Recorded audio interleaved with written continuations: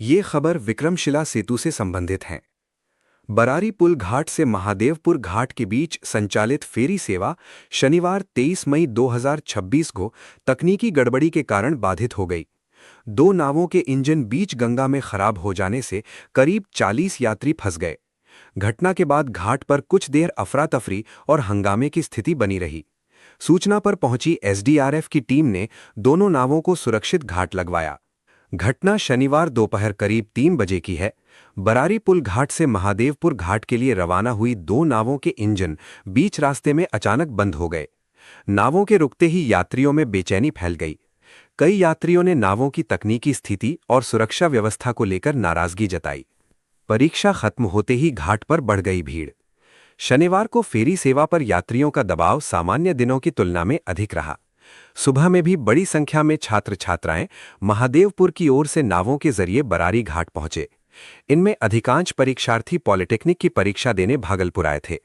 दोपहर में परीक्षा समाप्त होने के बाद बड़ी संख्या में छात्र एक साथ घाट पहुंच गए, जिससे यात्रियों की भीड़ और बढ़ गई।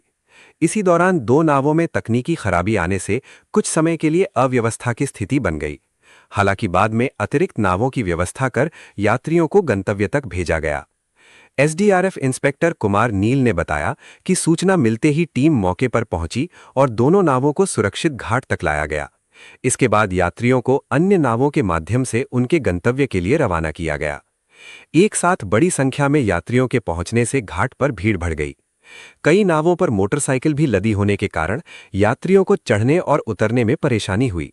स्थिति को नियंत्रित करने के लिए अतिरिक्त नावें लगाई गईं। बाद में 4 नावों की मदद से सभी यात्रियों को सुरक्षित महादेवपुर घाट पहुंचा दिया गया।